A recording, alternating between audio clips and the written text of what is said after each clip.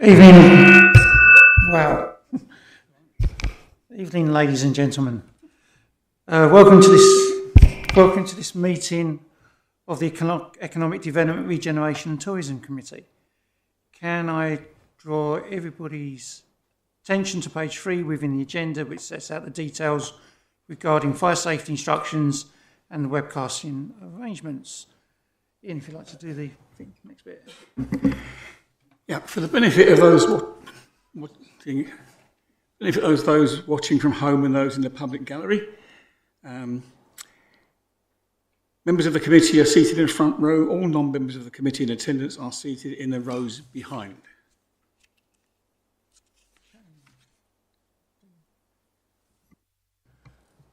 All right, so how we're going to go with this. Okay, item 1, apologies of absence. Apologies have been received from Councillor Hoy and Sutton. Substitute members, Councillor Stuart Wilson for Councillor Hoy and Councillor James Newport for Councillor Sutton.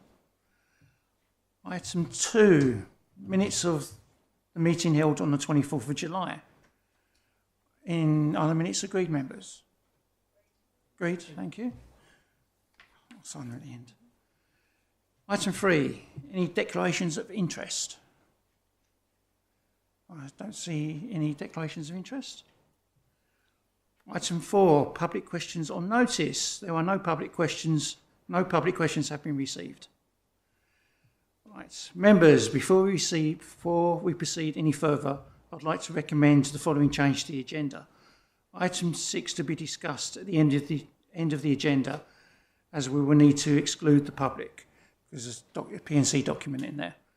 Can I have a seconder, please? Can you, Daniel Belton? All those in agreement? For? Against? Abstentions? 2, 3. Okay. That's carried.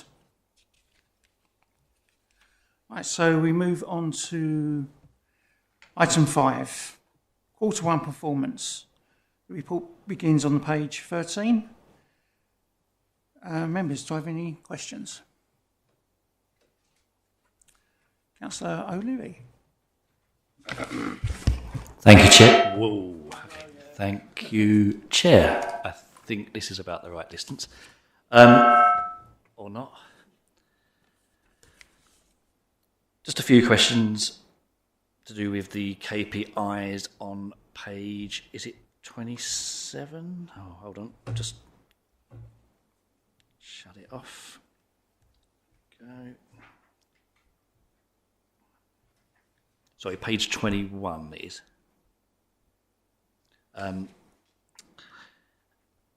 Sorry, I'm just zooming in.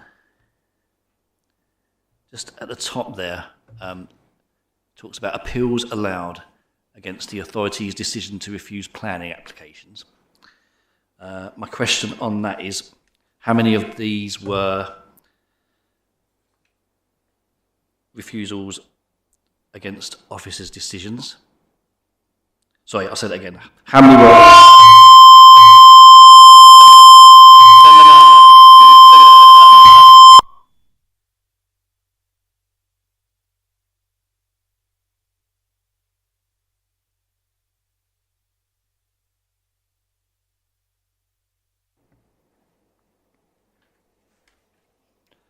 Okay, let's try again. Bit better. There we go.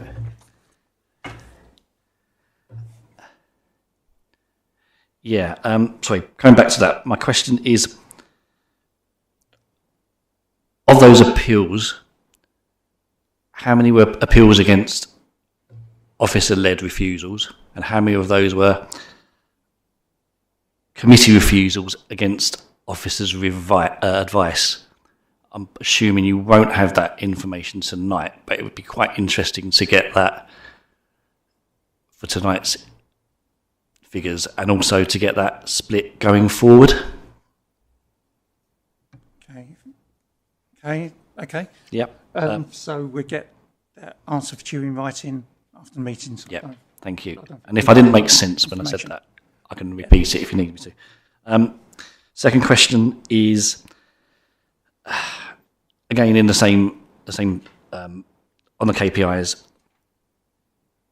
There's various comments like target not met, target met, not measured at this point. They're quite vague. It would be quite useful in future reports to provide actual reasons for the targets being met or not met, and have information around remedial actions.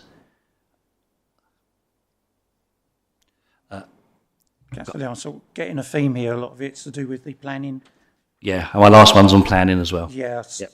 which, because I know this is a new thing we've done, Neil. Yeah. I did ask this question on the chairman's briefing, why Okay. we've got planning stuff in with this. Yeah. So we just say we get quick answers back in writing, but I'm not quite sure where these would be best to be put. Phoebe, if you'd like to.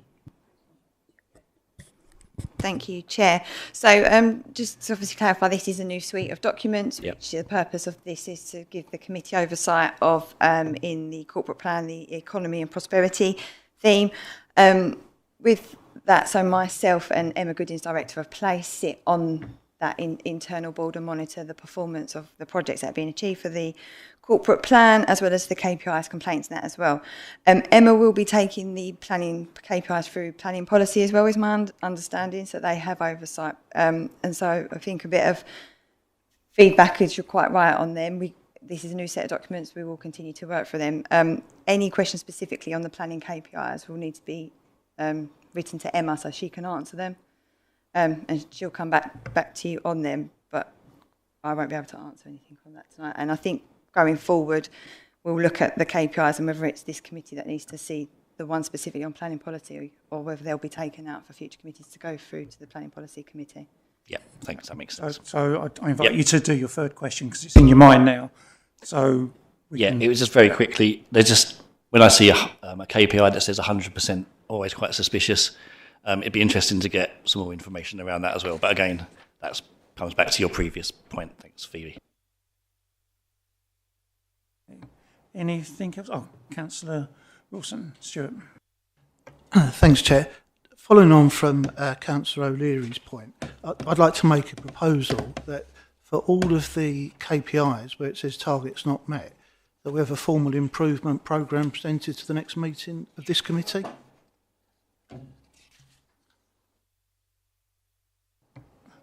Councillor Belton. Thank you.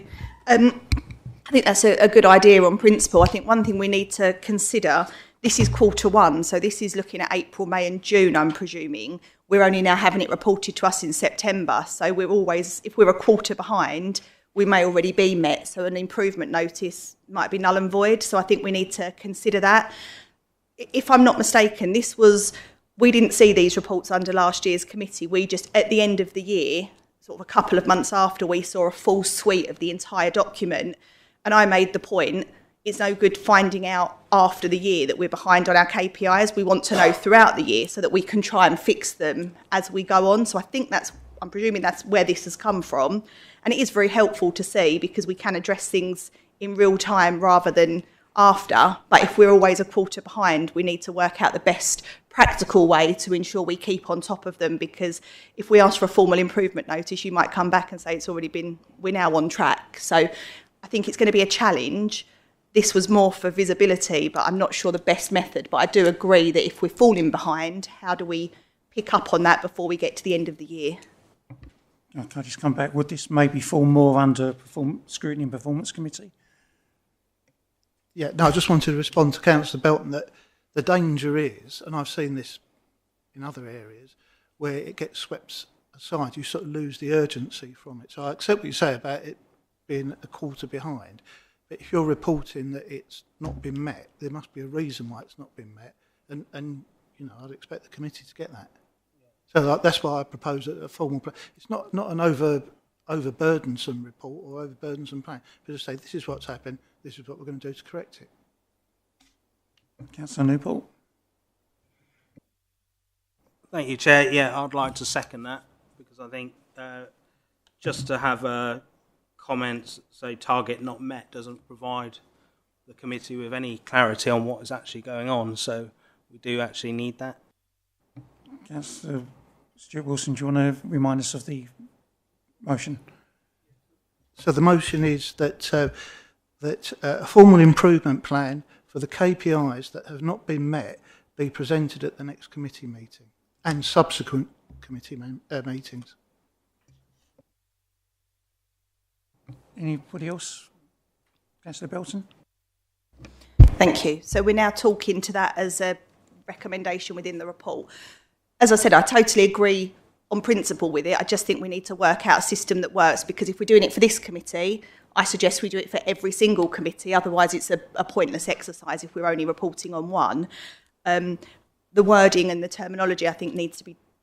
I support the principle. I just think we need to work out the process, or officers need to work out the process to let us know, target not met June, is it now met? And maybe a summary as to why it was met. And if it still isn't met, then an improvement notice. But I'm not sure the best method, because we're always a quarter behind, but that's still better than being a year behind where we were last time. So it's taken away for officers how they think it's feasible, but I would suggest that this is rolled out to every single committee and not just this one. So if officers could take that on board if this is approved, because otherwise we're going to go through the same process at every committee. Phoebe, if you have to come in. Thank you, Chair. Just to come in on that point. So yes, Councillor Belton's quite right. All committees will be seeing a performance report like this, based, as I said, on the corporate plan that kind of their remit is responsible for, to see what is being delivered.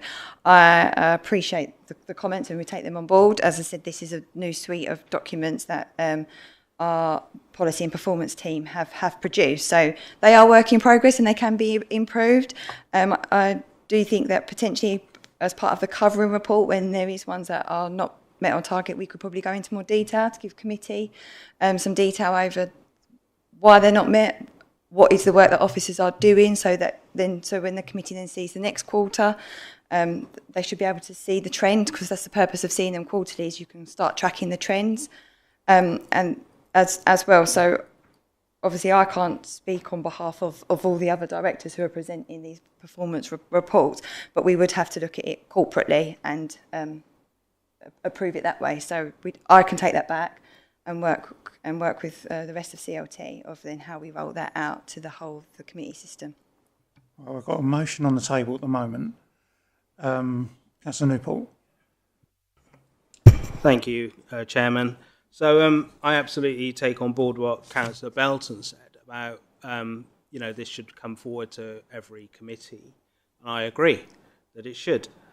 But this committee can't make that recommendation. So we're dealing with what's in front of us tonight. And on the paper, it says on the key performance indicators, it says target not met. But under comments and improvement plan, it's just got nothing. So we don't know what's going to happen. So it just says target not met.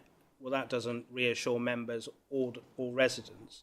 So I think it's a good point that Councillor Belton makes, that if that can be across the board in every committee and directors are given that instruction to present that, that's good. But I think what we're looking for here tonight is an improvement plan specifically on these as well, that as Councillor Wilson said, and it should be reported back to the next committee. And if that does go forward across the committees, that will be there. So I see no reason not to push forward with the improvement plan, because otherwise we're going to be waiting for the next committee, and officers need to get to work on that to make sure that doesn't happen again. Thanks. Councillor Belton. Councillor Belton. Thank you.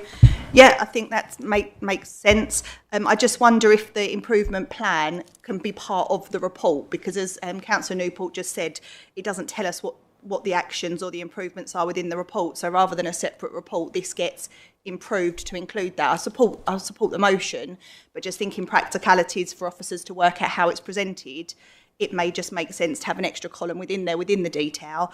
If there's a serious problem, that would then need to be picked up and brought forward as a separate item, I would gather. And then, yeah, taking your point, we can take it offline regarding other committees and see if the next set of reports are improved regardless, to already have that extra column in. But the purpose of this was to keep us on track throughout the year. So anything we can do to help that, I fully support. Okay, members, so take that to the vote. So all those in favour? I do believe that is unanimous. Is there anything else for the quarter one? No? Okay.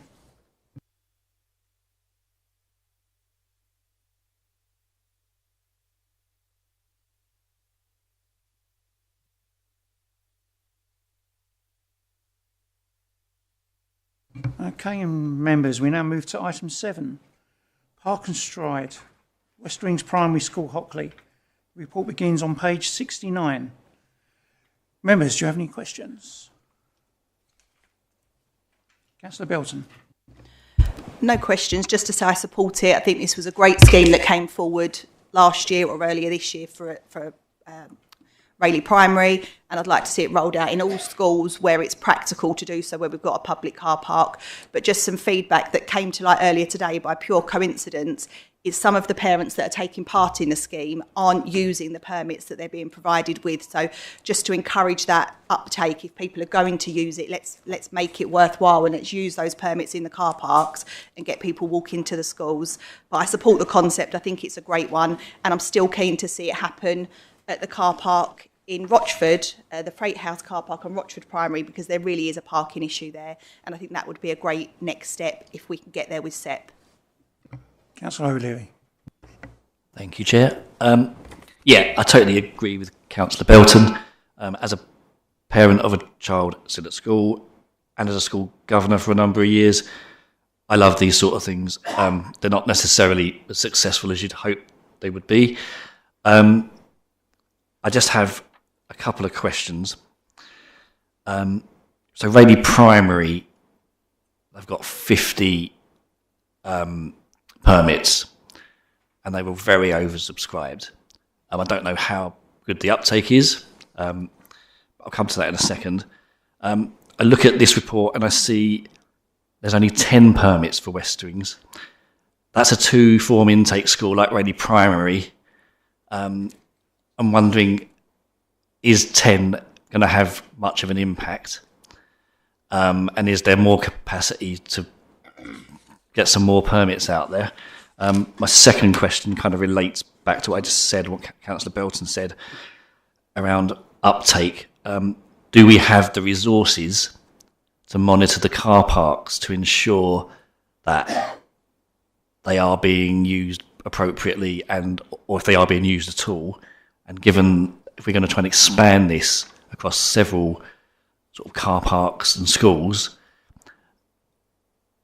will the officers who are sort of trying to monitor this be spread too thinly?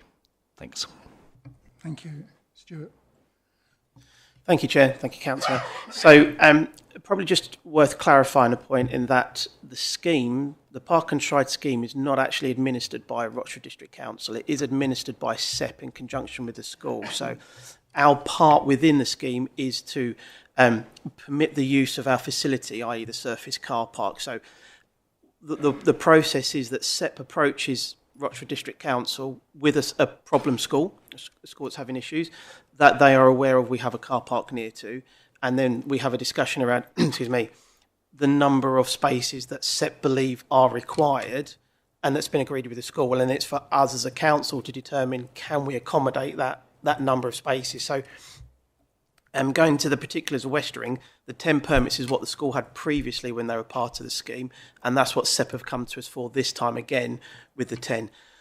SEP do continually monitor, and they do that with their own officers as well as ours. So we have our own civil enforcement officers that patrol the car parks, and we are actively monitoring with those officers as well. SEP are also doing their own monitoring, and they are approaching the schools if there is an underutilisation, as Councillor Belton has said, and SEP have recognised there is currently an underutilisation of permits in Rayleigh Primary, and that's something they're actively taking up with the school, because obviously we are offering free use of the car park certain times, and if that's not being maximised and people are still parking outside of the school, then clearly there's a breakdown in communication somewhere in the line. So, yeah, just to be clear, we don't administer the scheme. We're more of a supporting function, and the number of permits is determined by SEP and the school, and we try to accommodate as many of the requests as we can do. Councillor Lou, that answer your questions? Thank you. Councillor Newport. Thank you, Chairman. A couple of questions, Chairman, if I can. On the economic implications, it says there's no direct economic implications of this scheme. Is this scheme using one of our public car parks? Sorry, I didn't. Have I skipped over that? I think South End Road car park in Hockley, isn't it? Okay, so do we charge for that car park currently? Stuart? And shall I just give you my other question as well? So my other question is, this scheme is said to reduce congestion, but where is the baseline evidence that it actually shift parental behaviour? Where is that data? I don't see that unless I've skipped over it. Have SEP provided us with any data on these schemes and successes of them? Yeah, I welcome it. I really wish everyone would do walking buses and walk to school. But I just wonder, what the success rate is. Stuart? Thank you, Chair. Thank you, Councillor. So, in terms of the economic impact, we do charge for our surface car parks. The number of permits that are available, and what we do is we monitor the usage of the car park at drop-off time and pick-up time. It's what we did with Rayleigh Primary as well, to determine that there is availability within the car parks to actually support the scheme. So when we offer the 10 spaces, that's because there are 10 or more spaces already vacant in that car park at that time.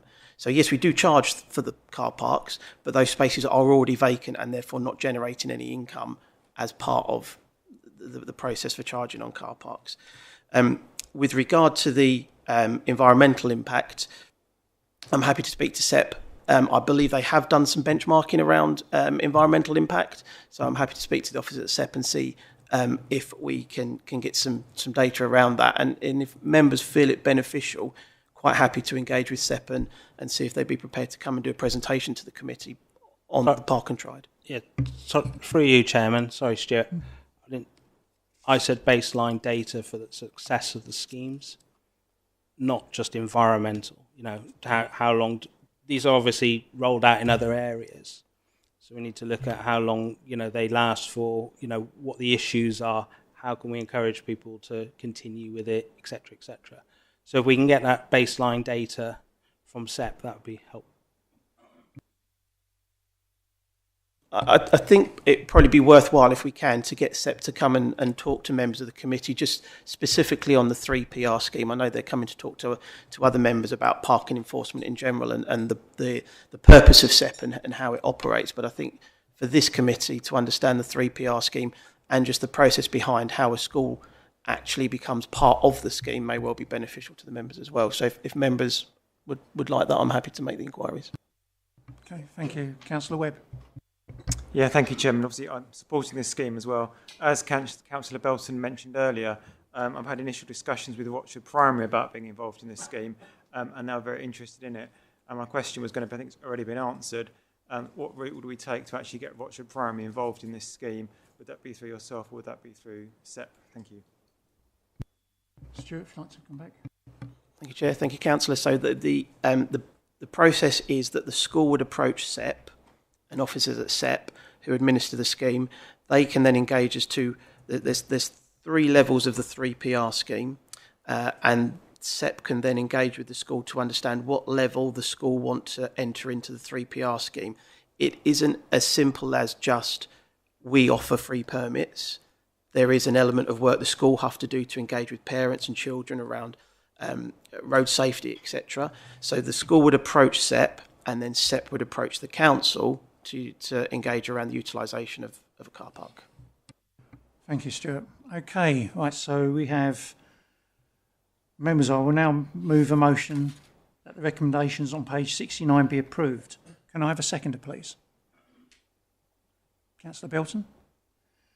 Right, we will now vote on the recommendations.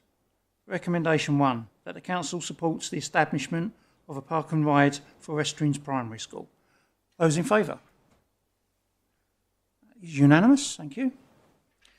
Recommendation 2, that officers enter into discussion with representatives of East Essex Parking Partnership, SEP, to agree the use of Southend Road car park within the strict perimeters as set out in the report.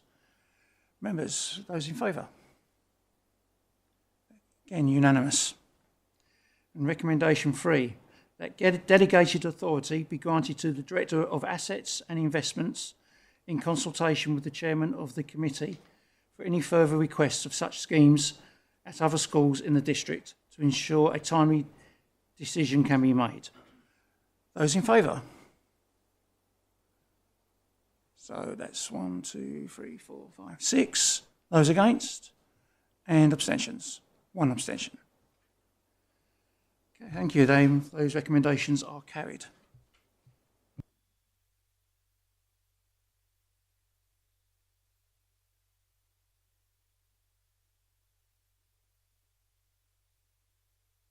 Councillor Belton.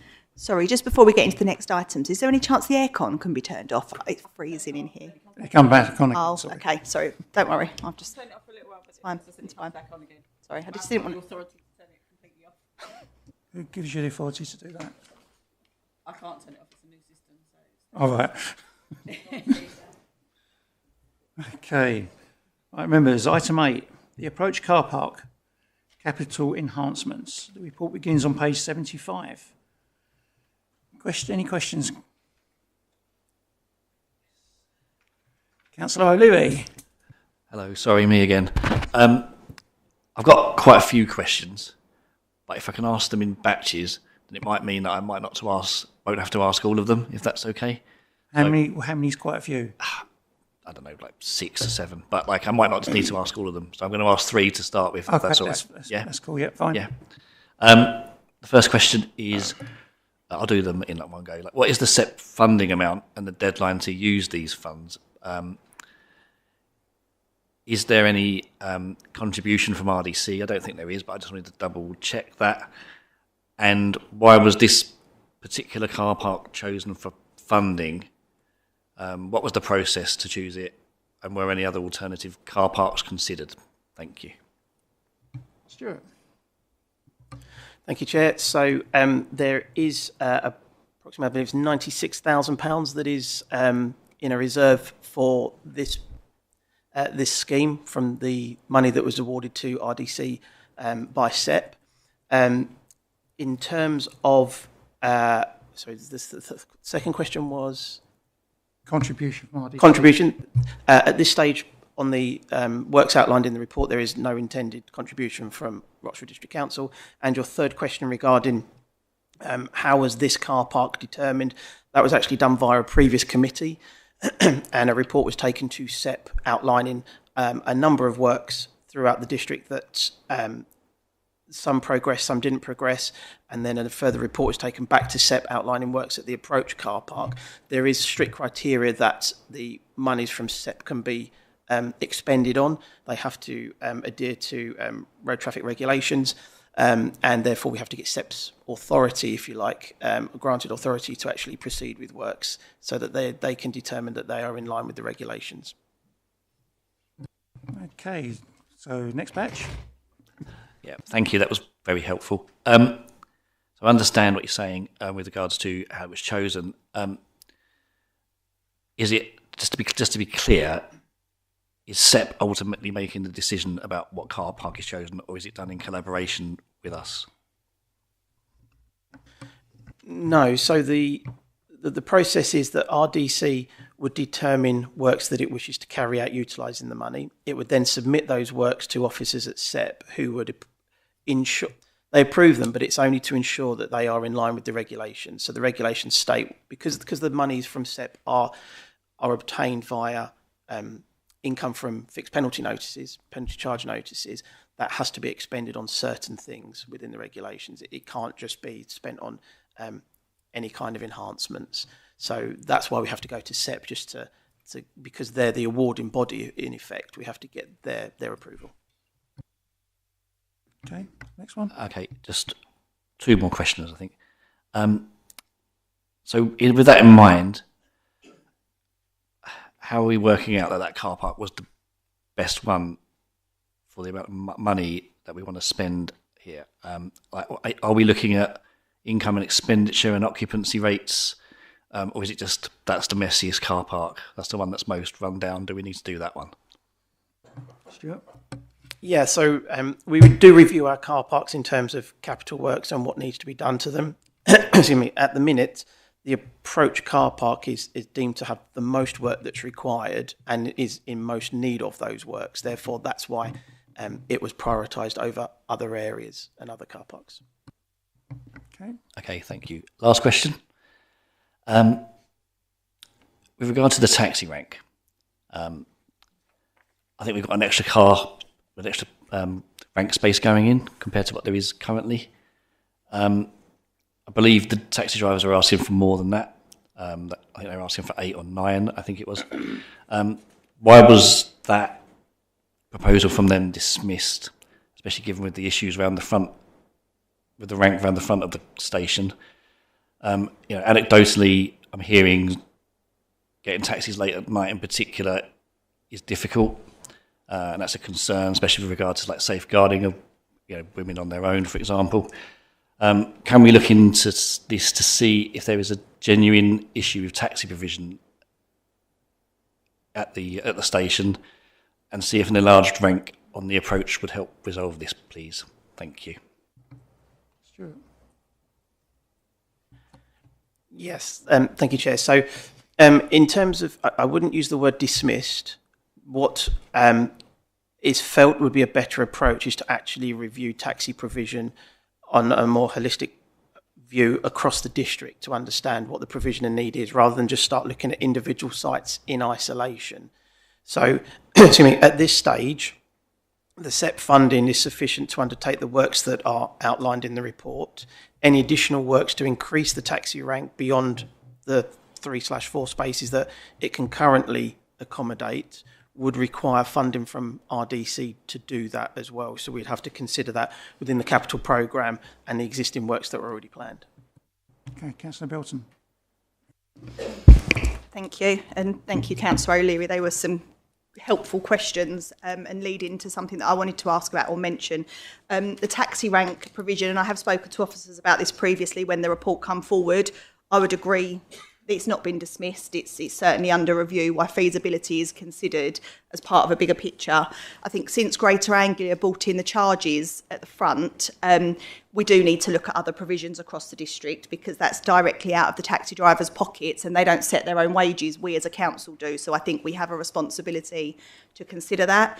Recognise the point you made about cost to RDC, and I have asked to look at any licensing budget, because that can go towards the licensing area. That's how the rank in Rayleigh High Street got marshals, because you can't have a surplus in licensing. So I think it's a bigger piece of work that needs to be done.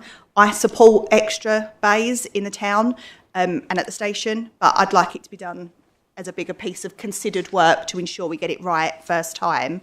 And I did ask the question that by approving this, we wouldn't then stop or eliminate being able to move forward if we need to with more parking bays for the taxi drivers. So I don't think one harms the other, but I do think a separate piece of work needs to be done. One question, and I don't think it, I think Councillor O'Leary asked it, but I don't know if I heard the answer. What are the timescales, and apologies if it's in here, what's the deadline for spending the money before it gets taken off of us? Thank you. Stuart? There technically isn't a deadline. So we are looking to progress works as soon as we can to improve the facility that's there. Obviously, any deviation from that would create a delay in spending the money if it was determined that members wanted to spend it on anything else, because we would have to go back to SEP to get approval for those works. Can I just come in now? I don't really want to delay this because it's coming into winter and the lights in that car park are particularly not very good. So for safety for people, and as I think Stuart said, it doesn't stop us spending money with whatever recommendation comes back from the wider taxi survey in the future. Councillor Newport. Thank you, Chairman. Something that jumps off the page at me, which I'd like some clarification on, which is on page 78, which is the limited accessibility And one of the risks and opportunities where only 2 accessible bays may not meet demand, risk of non-compliance with accessibility standards. Can you just explain how the works address that, if that's a risk? Because I don't, where I read at 1.7 about the works being proposed, there doesn't seem to be anything that addresses those issues. And I think as a committee, we should be very mindful of making sure that our parking is accessible to those in need. And I think, and hopefully everyone would agree with that. So can you just explain Stuart, that I'd like to come back. point? Thank you, Chair. Thank you, Councillor. So, as part of the works, we do need to reline the car park because the lines are faded. And as part of the scheme, we need to look at the division of parking between accessible spaces, season ticket spaces and pay and display spaces. The car park has remained unchanged since pre-COVID. However, commuter habits have changed post-COVID. So we now do see an imbalance in terms of the number of season tickets spaces that are being used against the number of pay and display spaces that are being used. So we do need to do a piece of work in terms of readjusting those numbers, because we have season ticket bays that are sitting empty and we have full demand for the pay and display bays.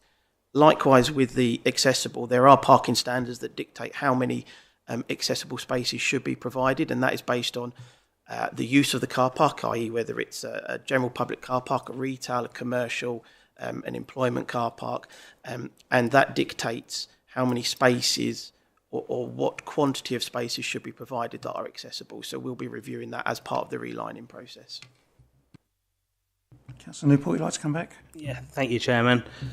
So, Mr. Anderson, am I hearing that as part of this work, those spaces will be included, the accessible bays, as part of this work? Because it does not say that in the report. So I just want to be clear that we're not going to white line the car park and then in a month or two go, oh, actually, now we've worked out how many accessible bays we need, we're going to go and redo it. So it's just going to be a one job, accessible bays, compliant, and that issue is going to be resolved. Yeah, thank you. Do you have clarification on that, yes? Yep, no, that's absolutely correct. And if we don't provide accessible bays, we will be in breach of legislation. So it's something we have to do.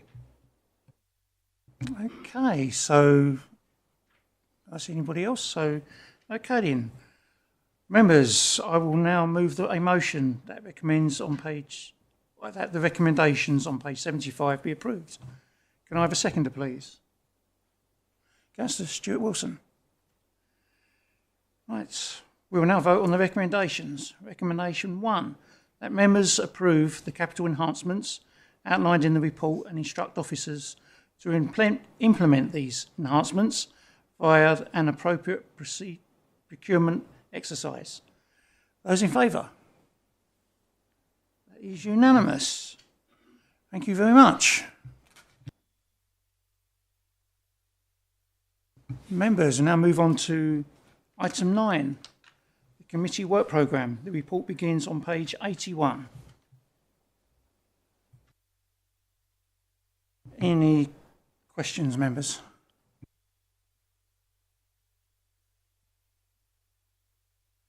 Councillor Webb.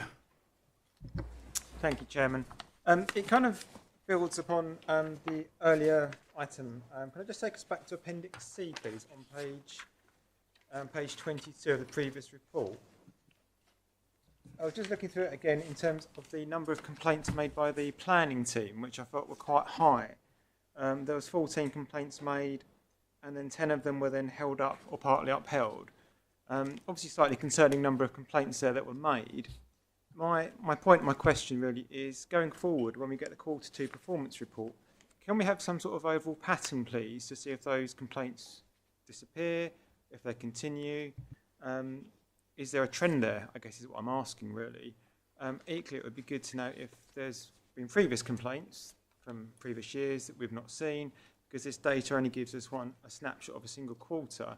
It would be quite nice to have a much bigger picture of just, a rolling picture, I guess, if that would be possible, please. Thank you. Okay, I think we was already going to do something along them lines, so Just make sure that's in there. Anything else? No? Okay. This report was for noting. Does the committee note this report? Note it. Thank you.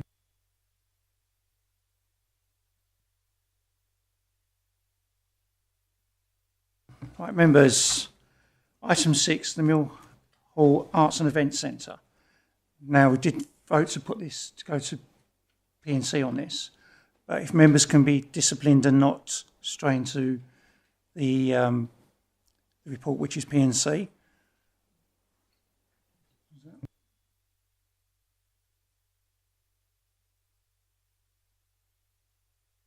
So if we can stick to the report, I'm happy to leave it open to the public. If members are going to stray into the appendix, if you can let me know, then I will ask the public to leave. Sorry, Chair. I do have some questions relating to that, but I can say when I'm going to get to that, if you want to do it that way. Okay, so I know there's people here, gentleman here wants to hear what we've got to say. Okay, then. Okay, when you get to that, Councillor Lee or any other councillor, when they want to get to that, please let us know, then we'll do the press and the public be excluded. Okay. So, any questions?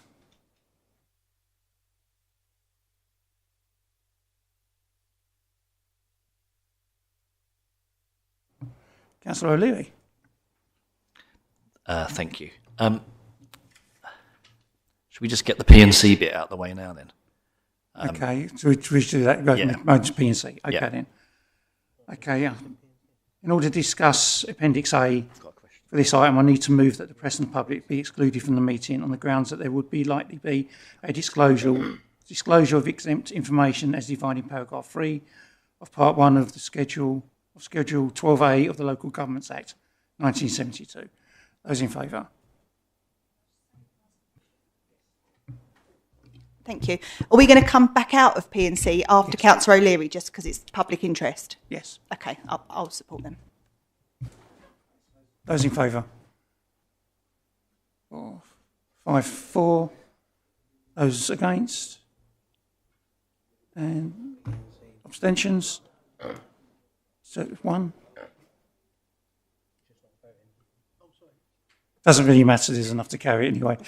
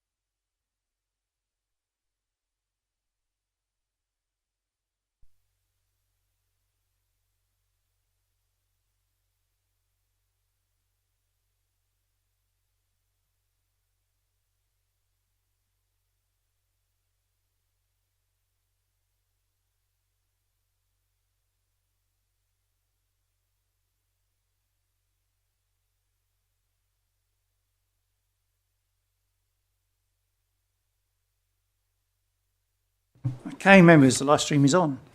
So we've got a couple more questions. So then, Councillor Belton. Thank you. Not so much questions, but some points. I support the recommendations. I think it's absolutely critical, as has already been alluded to, with LGR looming, that we get decisions taken and we get contracts in place so that we're in a position to future-proof the asset. As Councillor Newport has previously said, there is a desire around the cafe, not only with the public, but within this chamber, right across the chamber. And it's something that I've spoken about for the last couple of years and before. So regardless of what happens with the procurement, I think we need to be looking at that to see if there is a short-term provision. And I will implore officers to keep looking to see if there is something we can do there. If we're going to be investing in it as the report sets out, I don't see any reason why we can't look at a licence like we did with the bar area. So I just want that to be something that's there for consideration. Doesn't affect the decisions tonight, but it needs to be considered bigger picture. And I just want to reiterate, and this was said at the last meeting, I can't remember who by, but it was definitely said, it's absolutely, probably you actually, Councillor FD, communication and consultation with the public is absolutely critical. We need to learn from the mistakes of past where the communication has let us down, and we need to ensure we're engaging with not only the public but with the groups. We've got Friends of the Mill Hall that have been set up since, who want to proactively engage and support and have good ideas, and I think it's really important that throughout this process we continue those conversations to ensure that we get the best possible outcome. Because whilst I certainly believe a commercial operator is the best, and the reports have set out that that is the best option, it needs to be the right commercial operator with a focus around events, around culture and tourism, which we set out at the last committee. We don't want to end up in a situation in a few years down the line where we've got an operator in there, but their attention's swayed towards something else and they've lost interest and it's not doing what we want it to do for the community. Because we've definitely seen that the Mill Hall can succeed. It can put on really good commercial rewarding events, but we just need to make sure that we get the right people and that we keep that communication channel going. Thank you, Councillor Belton. Councillor Leary. Thank you, Chair. Just a couple of technical questions to start with, which I'm assuming Phoebe will have to answer, though, through you, Chair. So in the report, it mentions that if we go with the outsourced model, there's probably an expectation that there will still need to be some sort of subsidies specifically to start with.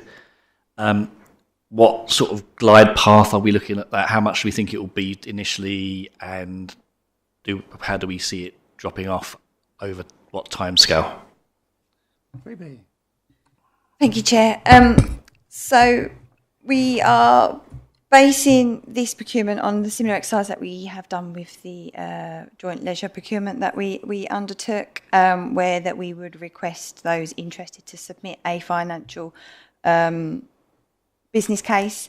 That business case would detail kind of the expected income from events, kind of obviously the kind of culture community aspect as well that they put on, costs as that as well, to then evidence kind of what the potential subsidy would be, and then how that would be profiled over a long-term agreement to ideally decrease or turn into a management income back into the council. So the report touches on, obviously, we know that currently, as we operate it in-house, that we're around, I think, £50,000 to £60,000 per annum.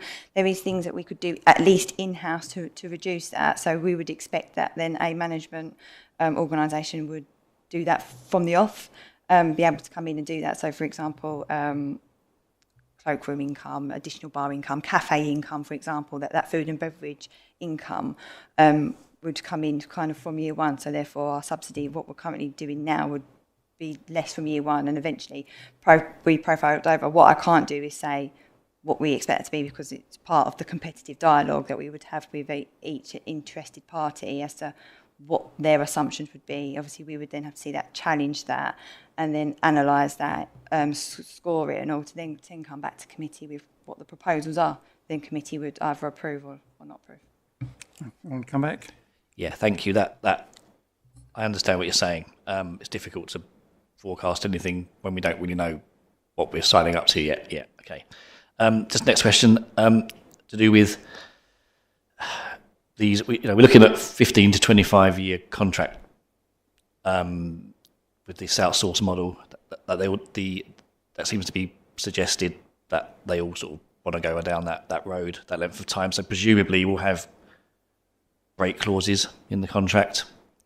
And presumably we'd be looking at probably an initial 3-year break clause, or a 5-year break clause. That concerns me with LGR on the horizon. Do we have any way, or will there be any way for clauses to be drafted to avoid any sort of like arbitrary termination by like a future unitary authority, or even RDC if it's still in existence, possibly? Is that possible to do, Phoebe? Yeah, so again, based in similar kind of what we've done with the leisure contract, obviously that is a 15 plus 5 year contract. Built into that is performance management and key performance indicators, and obviously we would have strong management contract meetings. I wouldn't necessarily expect that we'd potentially build in break clauses. Obviously, if we're procuring someone to come and invest into this building, provide a long-term service from this building, the same as what we've done with the leisure centres. That they're here to stay, they need to provide a service for our community. What we do is build in, obviously, what each authority can do. So what the management organisation can and can't do, and again, what the authority can and can't do. And then within that is performance clauses, which potentially could allow breakaways, but it's based on performance escalation and that as well. So not necessarily we would have a lease on the building and then a management service agreement to tie that in as well. Okay. Yes. Thank you. Yeah, so we're basically, what you're saying is we're not having it like hard break clauses. Yeah, okay, fine. Picking up on something Councillor Belton brought up, which I think was very important, is around stakeholder engagement. It's great that everything's being opened, and as reported in the in one of the appendices, he talks about the future success of the hall depends on users being key and what have you. Whilst there is a lot of mention of stakeholder engagement in the report, I don't see where in the actual timeline where that takes place. And as a committee, we need to know the result of any stakeholder engagement, and I think that should happen before the tender process starts, the ITT, I think it's called. Therefore, I would like to add an extra bit on the end of R1, if that's all right. And I'd like it to say something along the lines of, after it says Appendix B is approved, I'd like it to say something like, furthermore, a detailed report on stakeholder engagement be given to the next meeting of this committee on the 13th of November 25, in advance of invitations to tender being issued later that month.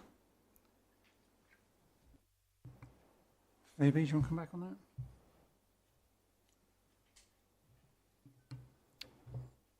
I was just having a look, sorry. I've got some questions on that. Would this slow the tender process down exponentially? I do believe, you look at the report, we have had quite a lot of stakeholder involvement already in there. And this, I think, reading the report, it forms some of the basis of where we are at the moment. So, don't quite know what that would really help with the actual negotiations going out to tender. So I'll give Phoebe a couple of minutes to come back. So, Chair, you're quite right. Obviously, we've done our stage 1 report had significant engagement. Obviously, they met with, let's say, the Millhall Facebook group. They met with, obviously, the Friends of the Mill, they obviously spoke to users and the current bar operator, and for us to focus on what is the strategic outcome for the Mill, to then advise what the operating model is. In addition to that, obviously Blue Sail conducted the survey that specifically was done on the Mill. So we did do a survey on the Mill, which then was utilised to inform the cultural visitor and tourism strategy. And obviously we've used that data that we gathered on the questionnaire for the Mill, and we've done the same for freight as well. So the decision tonight is to obviously go out and procure a third-party operator based on the strategic outcomes that we decided what was agreed in the last committee, and obviously the content of this report. There will be a communication plan as part that will underpin, obviously, once we get this decision, and obviously updates on where we are with the procurement will come forward to the future committees with a more detailed project programme, so we can put key dates to that, and also the other work that we could do. So I'm not sure what further engagement we necessarily would do. Obviously, we've done soft market testing as well. So my recommendation would be is at the next committee, yes, we'd bring an update on where we are, and we can obviously update to where we are in the programme, what we've done, where we need to go, and underpinning that, obviously, we will have a comms strategy, because obviously letting everyone know what we're doing. But what we've done already has shaped where we are now to agree what the recommended operating model is for us to deliver. Can I just come back on that? What we've mentioned a few times tonight is communication with the local community, and we're going to make sure that's done. And so the local community know what we're doing, where we're at, and what the future is. So I don't know if you'd like to come back on that, Councillor. Yeah, I think what I'm driving at, right, is we're getting before the tender process is really got underway. We have like a final engagement with stakeholders, particularly maybe the Save the Mill Hall group and the other one I can't remember. Sorry, what's it called? Friends of Mill Hall. That's it. Because this is the big step, and I think it would give them some. It would give them some sort of encouragement, and it will and some confidence. Thank you, James. And I think it would be the same for us as well, that we know that stakeholders have had a real final bit of engagement before we go out with this outsourced model approach. Councillor Belton. Thank you. I'm not comfortable with delaying getting the tender out, because we debated it at the last committee, and then this is now the decision-making piece. I do feel that there has been engagement, but there hasn't necessarily been all of the right engagement. I've heard directly from some individuals to say that they weren't allowed to engage with the Mill Hall working group despite wanting to actively support and help. So I do think we've potentially got some gaps in the data, but I'm not comfortable at all with delaying getting the decision taken this evening. What I will say is this report's been in the public domain for a few days, and those interested parties can and could have reached out to individuals, and indeed Friends of the Mill Hall have reached out to me and raised some concerns and want to actively communicate, which is a positive. But I don't think that should be in lieu of moving forward with a decision. I think that can be about letting people know that the decision has taken to go to tender, and if anybody has any feedback, anything they want to input into that process, they can write to the council and we can share that feedback with the tenderers, because that may well help them if they understand some of the support locally. But I think we absolutely need to just get the decision taken so that we don't risk another quarter running past and then we run out of time to get the tender done. But I do hear what Councillor O'Leary is saying in terms of let's reach out to them immediately and say, this is, if the decision goes the way of the 4 recommendations tonight, let's reach out to them and say, this is what's been decided on, this is the next steps. If you want to engage, please do, and we ensure that data is fed back to anyone that tenders. Okay, members, can I just come in? We've got Councillor Leary has put an amendment to one of the motions. we haven't had a seconder for that yet. So if we've got a second to that, I think we go to the vote on that. And so, Councillor Newport, you seconding that? Yeah, thanks, Chairman. I don't think this amendment to the recommendation delays it at all, does it? No. So we'll see how the vote goes. So those, do you want to just go back on what the recommendation was to the amendment? Chairman, the amendment to the recommendation. Can I just check? Are you going to take all the recommendations now? Because I've actually got a question. No, we're just talking about Councillor Levy's. You just want to deal with that one? Yeah, okay. Just deal with that one at the moment. Okay, so just to clarify, it is not changing what's been written, it's just adding, after it says Appendix B is approved, that furthermore a detailed report on stakeholder engagement be given to the next meeting of this committee on the 13th of November in advance of invitation to tender being issued later that month. Okay, thank you. So we've got a second to Councillor Newport. So those in favour? 3 in favour. Those against? That's 4, so that is not carried.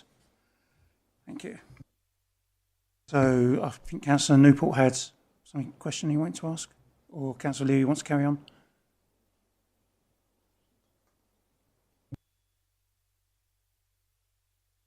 Yeah, thank you, Chairman. Just quickly on 1.18, and I've just listened to what Councillor Belton said earlier, and I think it's really important that we don't repeat history here and make the same mistakes. And I think that I do have a particular concern about when I see everyone active in this paper who are a leisure provider, and I think we really do need specialist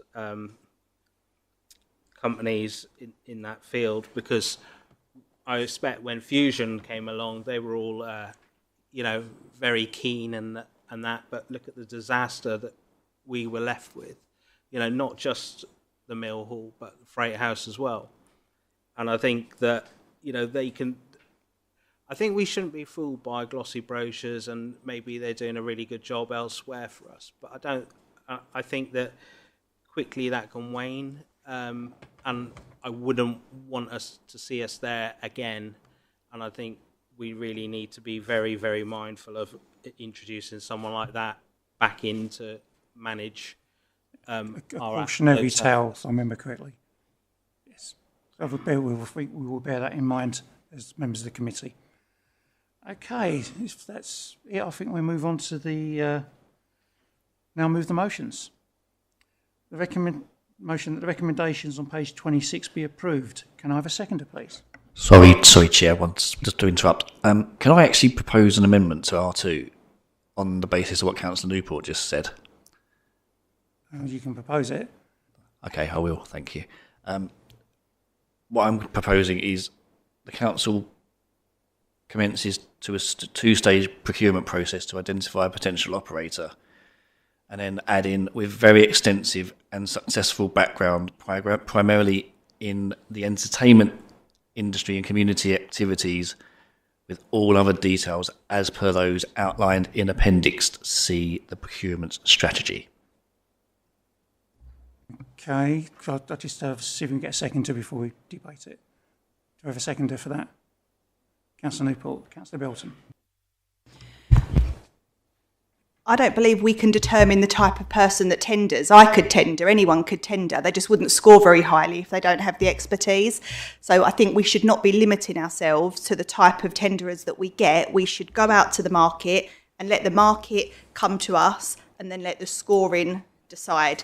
Someone with no history in this field isn't going to score very highly unless they've got a rock solid set of business case, finances and people to bring in around them. So I cannot support the amendment. I recognise the sentiment behind it, but I can't support it.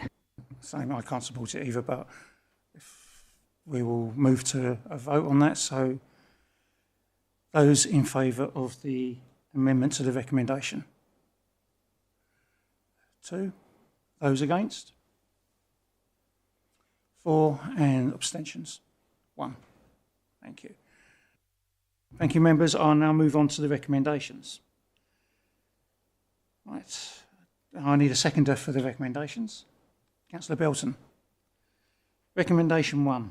The outline business case to outsource the operations for the Mill Hall Arts and Events Centre as a commercial management contract in Appendix B is approved. Those in favour? That is unanimous. Thank you, members. Recommendation 2. The Council commences a two-stage procurement process to identify a potential operator as outlined in Appendix C, the procurement strategy. Those in favour? That is unanimous. And recommendation 3, that the appointment of the recommended operator will be presented to committee at a future date for approval. Those in agreement? That is unanimous.